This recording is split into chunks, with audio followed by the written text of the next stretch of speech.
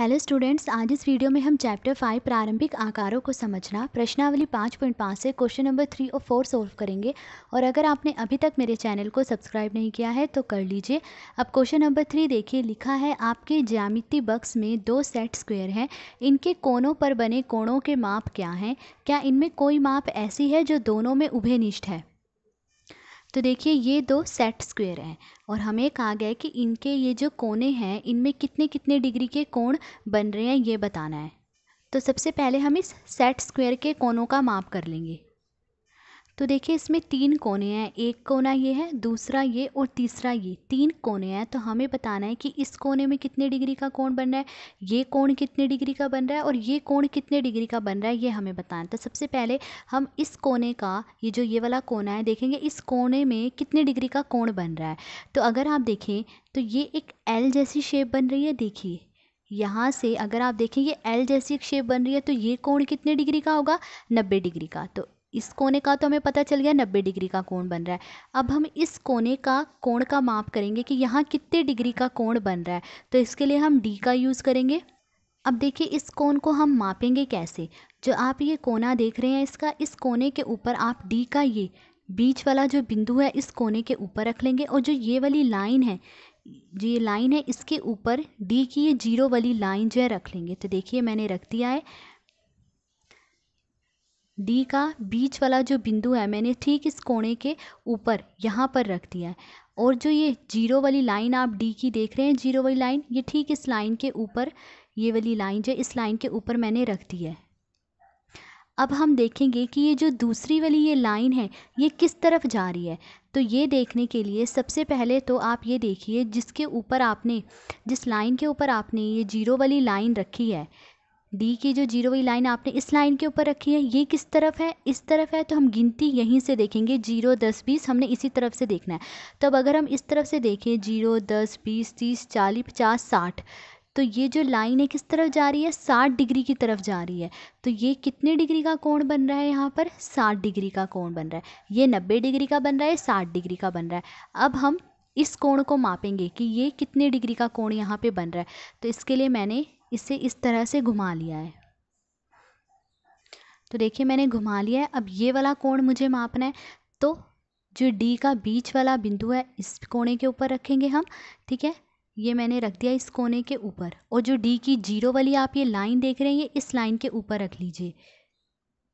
तो देखिए, ये मैंने रख ली है।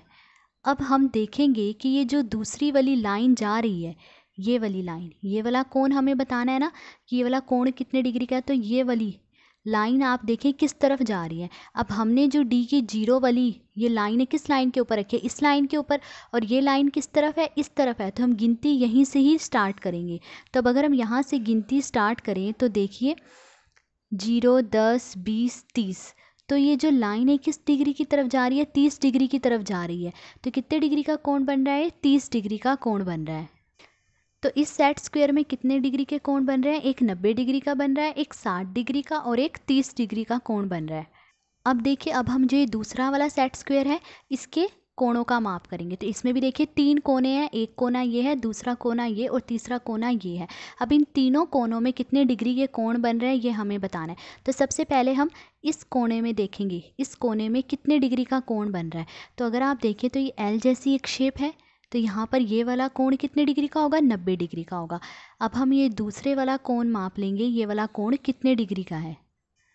तो देखिए, ये वाला कोण हमें मापना है। तो ये वाला जो कोना है, इस कोने के ऊपर हम डी का ये बीच वाला बिंदु रख लेंगे, और डी की जीरो वाली लाइन इस लाइन के ऊपर रख लेंगे। तो ये देखिए, मैंने ये रख दी है। अब देखिए, हमने जो जीरो वाली लाइन जो है डी की इस लाइन के ऊपर रखी है, और ये लाइन किस तरफ है? इस तरफ है। यहाँ तो कोई लाइन नहीं है ना, इस तरफ है ये लाइन।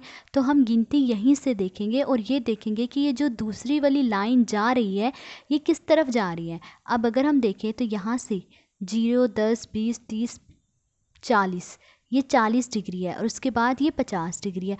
पर ये जो दूसरी लाइन जा रही है 40 और 50 के बीच में, जो ये वाली थोड़ी सी बड़ी लाइन है इस तरफ जा रही है, और ये कितने डिग्री की है? 45 डिग्री की है। तो ये कितने डिग्री का कोण बन रहा है? इस कोने में 45 डिग्री का। अब हम ये वाला कोण मापेंगे कि इस वाले कोने में कितने डिग्री का कोण बन रहा है। तो उसके लिए मैं इसे इस तरह से घुमा लूँगी। तो देखिए मैंने घुमा दिया है। अब हम इस कोने के ऊपर जो है डी का ये बीच वाला बिंदु रखेंगे और जो ये वाली लाइन है इसके ऊपर ये डी की 0 वाली लाइन रख देंगे। तो ये देखिए मैंने ये रख दिया है।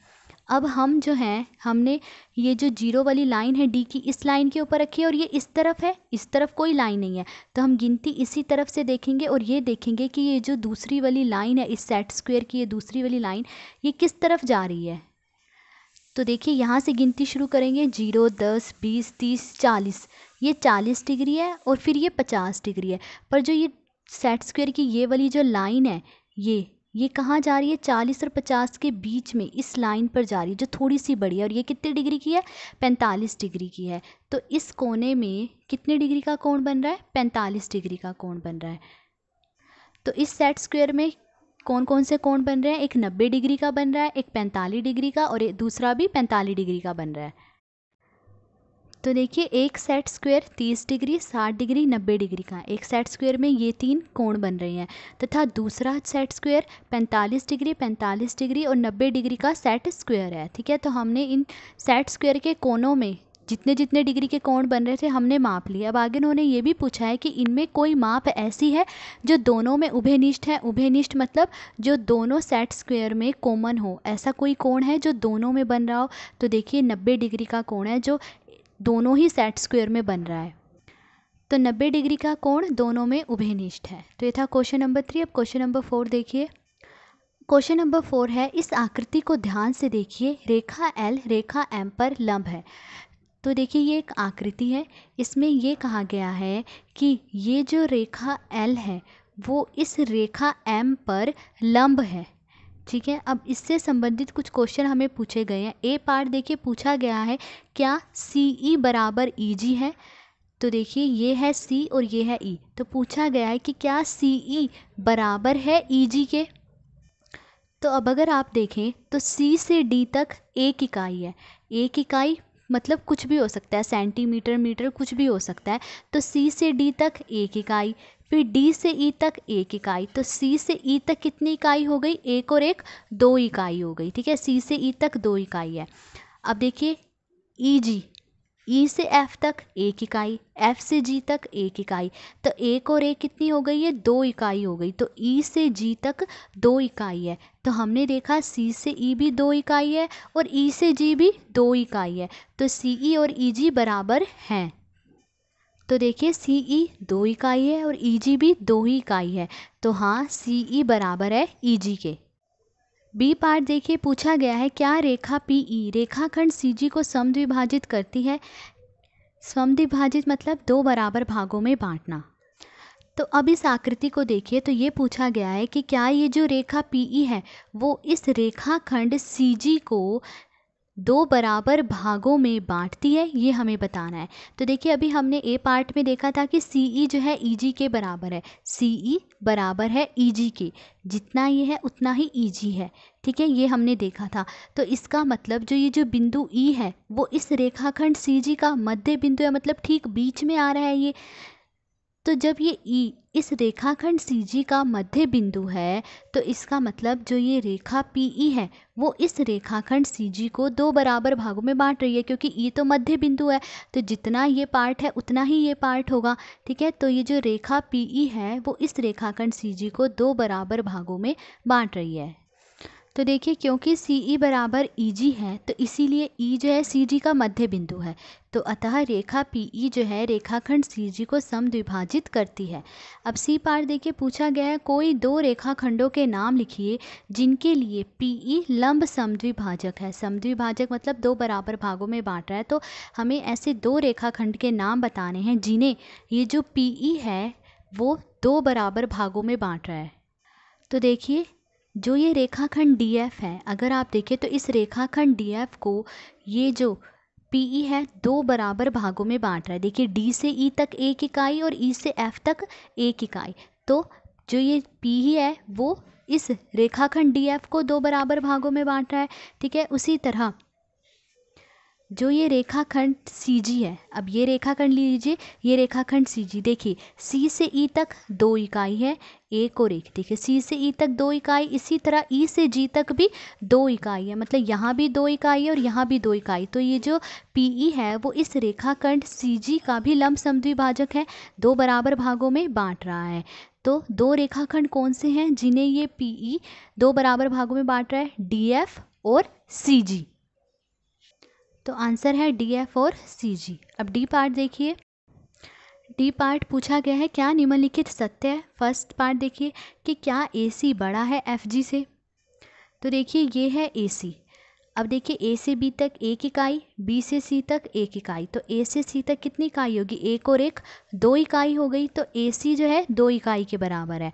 और FG देखिए, FG F से G तक सिर्फ 1 इकाई है, FG जो है 1 इकाई के बराबर है। तो इसका मतलब AC बड़ा है FG से। तो देखिए हाँ, AC बड़ा है FG से क्योंकि AC 2 इकाई है और FG जो है 1 इकाई है। सेकंड पार्ट देखिए पूछा गया है कि क्या CD बराबर है GH के। तो देखिए ये है CD, C से D तक 1 इकाई है और GH देखिए G से H तक भी 1 इकाई है, तो दोनों ही 1 इकाई है। तो इसका मतलब CD जो है बराबर है GH के। तो हाँ, CD बराबर है GH के क्योंकि CD और GH दोनों ही 1 इकाई के बराबर हैं। थर्ड पार्ट देखिए पूछा गया है कि क्या BC छोटा है EH से। तो देखिए ये है BC B से C तक 1 इकाई है, मतलब BC 1 इकाई के बराबर है। और ये है EH, तो देखिए E से F तक 1 इकाई, फिर F से G तक 1 इकाई और G से H तक 1 इकाई। तो कितनी इकाई है? 1 2 3, 3 इकाई है। तो EH जो है 3 इकाई के बराबर है और BC सिर्फ 1 ही इकाई है, तो इसका मतलब BC छोटा है EH से। तो हाँ, BC छोटा है EH से क्योंकि BC 1 इकाई है और EH 3 इकाई है। ठीक है, तो ये था क्वेश्चन नंबर 4। आज इस वीडियो में हमने क्वेश्चन नंबर 3 और 4 सोल्व करा। अगर आपको वीडियो अच्छी लगी हो तो please like, share and subscribe. Thank you.